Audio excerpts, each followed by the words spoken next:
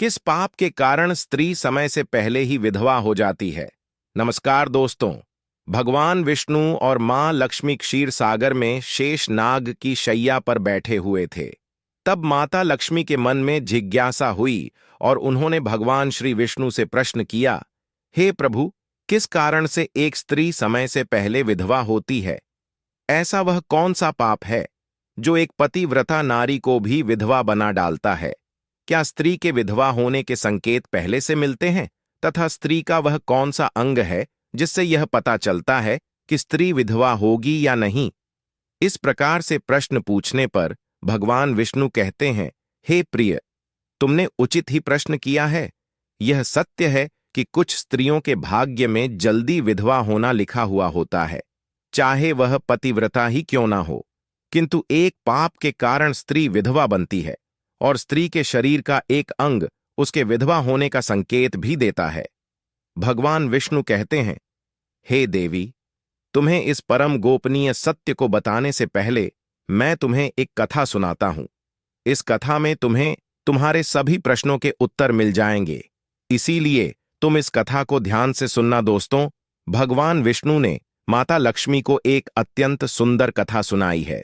इस कथा के माध्यम से भगवान ने समस्त मानव जाति के कल्याण के लिए कई महत्वपूर्ण उपदेश दिए हैं, इसलिए आप इस कथा को पूरा जरूर सुनें। इस कथा को आधा अधूरा सुनना पाप माना जाता है। तो चलिए शुरू करते हैं दोस्तों। एक समय की बात है। मध्य देश में एक अत्यंत धनवान सेठ रहा करता था। उसका एक पुत्र और 3 पुत्रियां थीं। उसकी तीनों पुत्रियों का विवाह अच्छे और धनवान घर आने में हो गया था, किंतु सेठ की एक पुत्री को दुर्भाग्य का सामना करना पड़ा। उसकी एक पुत्री विवाह के कुछ ही वर्षों के बाद विधवा हो गई और अत्यंत दुख में जीवन बिताने लगी। उस विधवा स्त्री का नाम था सुकन्या। सुकन्या अत्यंत सुंदर, गुणवान और पतिव्रता नारी थी, किंतु उसके भाग्य में जो अशुभ लिखा हुआ था वही उसके साथ घटित हो गया। सुकन्या के पति ने विवाह के समय केवल सुकन्या का सुंदर रूप और उसके पिता की धन संपत्ति देखी थी, जिस कारण से उसे भी जल्दी ही शरीर का त्याग करना पड़ा। बचपन से ही सुकन्या के शरीर के अंगों पर उसके विधवा होने के लक्षण दिखाई दे रहे थे, लेकिन किसी ने उस पर ध्यान नहीं दिया था। सुकन्या के पिछले जन्म के कर्मों के कारण उसे इस जन्म में विधवा होना पड़ा था। भगवान विष्णु कहते हैं, हे देवी, अब मैं तुम्हें सुकन्या के पूर्व जन्म की कहानी सुनाता हूं, उसे तुम ध्यान से सुनो। सुकन्या का पिछले जन्म में एक ब्राह्मण के घर पर जन्म हुआ था। उसका नाम था कलावती। वह ब्राह्मण राजा को अत्यंत प्रिय था, जिस कारण से ब्राह्मण का घर धन धान्य से भरा हुआ था। उसके पास बहुत सारी धन संपत्ति थी, जिससे ब्राह्मण बहुत ही उन्मत्त और गर्विष्ठ बन गया था। वह ब्राह्मण अपनी पुत्री कलावती से बहुत प्रेम करता था, क्योंकि वह उसकी इकलौती पुत्री थी। कलावती बहुत ही सुंदर थी और पिता के लाड़ प्यार से वह भी बिगड़ चुकी थी। उसके पिता उसकी हर इच्छा को पूर्ण करते थे, उसे कभी किसी चीज की कमी नहीं पड़ने दी। कलावती ने अपने जीवन में कभी दुख नहीं देखा था और उसे अपनी सुंदरता पर भी अत्यधिक घमंड था। फिर जब कलावती जवान हुई तो उसके पिता ने उसका विवाह करने का सोचा, लेकिन उसकी एक शर्त थी कि जो भी कलावती से विवाह करेगा वह उसके साथ उसके पिता के घर में रहेगा, अर्थात घर जमाई बनकर रहेगा। ब्राह्मण ने अपने सभी रिश्तेदारों को यह बात बता दी और चारों तरफ यह बात फैल गई। कई विद्वान और ज्ञानी पंडित कलावती के घर पर उसे देखने के लिए आ गए, लेकिन कलावती ने किसी को भी पसंद नहीं किया। कलावती ने कई विद्वान ब्राह्मणों को अपमानित करके घर से बाहर निकाल दिया। फिर एक दिन एक अत्यंत सुंदर ब्राह्मण भिक्षा मांगने के लिए कलावती के घर पर आया। देखकर कलावती उस पर मोहित हो गई और अपने पिता से कहने लगी कि वह उसी भिखारी ब्राह्मण से विवाह करेगी।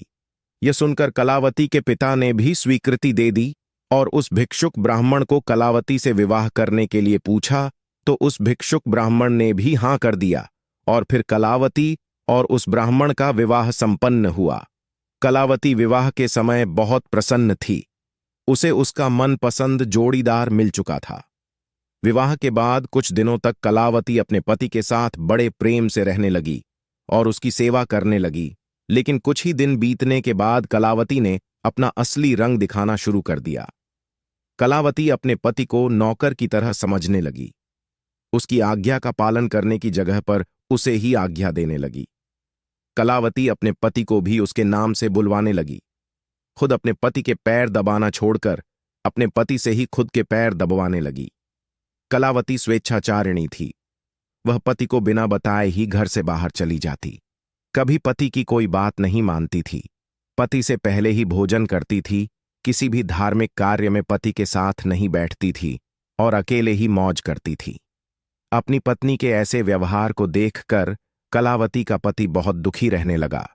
उसने कलावती को बहुत समझाने की कोशिश की, लेकिन वह कभी नहीं मानी। कलावती अपनी ही मनमानी करती रहती थी। कलावती की माता ने भी उसे समझाने का प्रयास किया कि स्त्री को अपने पति के साथ ऐसा व्यवहार नहीं करना चाहिए, लेकिन कलावती अपनी मां की बात कभी नहीं मानती थी और जानबूझकर अपने पति को अपमानित करती रहती थी। दिन रात पति की बुराई करना, उसे अपशब्द कहना, इसे नाम लेकर बुलाना आदि प्रकार के निंदित कार्य वह रोज करती थी। उसका पति भी उससे बहुत परेशान हो गया था। फिर एक दिन उसने बहुत विचार किया और कलावती को छोड़कर जाने का निश्चय किया। पति बिना किसी को बताए अपने घर को छोड़कर चला गया। कलावती का त्याग करके वन में जाकर तपस्या करने लगा, क्योंकि शास्त्र कहते हैं कि बुद्धिमान मनुष्य को दुष्ट और स्वेच्छाचारिणी पत्नी का त्याग कर देना चाहिए, अन्यथा वह भी उसके पाप का भागीदार बनता है। कलावती ने भी अपने पति को खोजने की कोशिश नहीं की और बड़े मौज से अपने घर में रहने लगी। उसकी माता ने बहुत समझाया कि वह अपने पति से विनंती करके उसे घर वापस बुला ले, लेकिन वह कहती, जाने दो मां, वैसे भी मेरा भीख मंगा पति कुछ काम का नहीं है। उससे विवाह करके मैंने उस पर उपकार ही किया था, लेकिन वह मूर्ख मुझे ही छोड़कर चला गया है। मैं इतनी सुंदर ही को कोई भी पुरुष मुझसे विवाह कर लेगा। ये बातें सुनकर उसकी माता दुखी रहने लगी। वहां उसका पति तपश्चर्या करने लगा और सांसारिक बंधनों से मुक्त होकर ईश्वर भक्ति में लगा रहा। फिर कुछ दिनों बाद कलावती के पिता को चोरी करते वक्त राजा के सोफी ने पकड़ लिया और राजा को उसकी खबर दी। राजा उस पर बहुत क्रोधित हुए और उसका सारा धन जब्त करके उसे कारावास में डाला गया। अब पिता कारावास में थे, उसकी वजह से कलावती और उसकी माता को दूसरों के घरों काम करना पड़ने लगा। फिर उसको अपने पति की याद आने लगी, पर कलावती के पति तो वन में सन्यासी बनकर तपश्चर्या कर रहे थे। उनको वन में ढूंढती हुई कलावती एक पेड़ के नीचे बैठी, तभी एक शेर ने आकर उसम पर हमला कर दिया और वह मृत्यु को प्राप्त हुई। जब उसे लेने यमदूत घसीटते हुए ले जा रहे थे, तब वे बोले कि ये स्त्री तो पापी है, इसे नरक भुगतना चाहिए, और फिर उसे नरक में डाल दिया गया और फिर पूर्व जन्म के पाप भुगतने हेतु उसे फिर मनुष्य जन्म दिया गया। भगवान विष्णु कहते हैं, ही देवी, स्त्रियों के अंगों के लक्षण। 1. यदि कोई स्त्री के पैर पसीने से रहित हो, उस पे पर की नसें न दिखाई देती हो, उसके पैर चिकने तथा कोमल हो, वह स्त्री सुख भोगने वाली तथा ऐश्वर्यशालिनी होती है। 2. यदि स्त्री के पैर का अंगूठा गोल व मंडल हो, तो वह स्त्री पतिव्रता एवं ऐश्वर्यशालिनी होती है। 3. यदि स्त्री के पैर के अंगूठे की नसें दिखाई देती हो, तो वह दुर्भाग्य से युक्त व्याभिचारिणी होती है। 4. छोटे अंगूठे वाली स्त्री क्लेश करने वाली और दुख भोगने वाली होती है। 5. अंगूठा छपटा हो तो वह स्त्री गर्भ धारण क्षमता में दुर्बल होती है। 6. यदि किसी स्त्री के पैर की अंगुली अंगूठे से भी बड़ी हो, तो वह स्वच्छंद कामचारिणी तथा अनेक पुरुष से संबंध बनाने वाली होती है। 7. किसी स्त्री की उंगलियां परस्पर मिलती हो, एक दूसरे से करीब हो, उंगलियां गोल सीधी हो और नाखून पतले और छोटे हो, तो वह ऐश्वर्यशालिनी होती है। 8. किसी स्त्री की अंगूठा बहुत बड़ा ही, आगे की उंगलियां गोल हो, नाखून टेढ़े मेढ़े हों, अंगूठे की नसें दिखाई देती हों, तो उस स्त्री के विधवा होने के योग्य बनते हैं। 9. किसी स्त्री की एड़ियां टेढ़ी हो, तो वह मृत्यु पर्यंत दुख भोगने वाली होती है। 10. स्त्री के पैर मानस रहित हो, तो वह ससुराल के भाग्य को नष्ट करने वाली रहती है। 11. अनामिका उंगली। बाकी उंगलियों से छोटी हो तो वह स्त्री कलह करने वाली और घर के वातावरण को असहनीय बनाने वाली होती है। 12. अगर मध्यमा उंगली ज्यादा लंबी हो तो वह विवाह करने योग्य नहीं होती है। 13.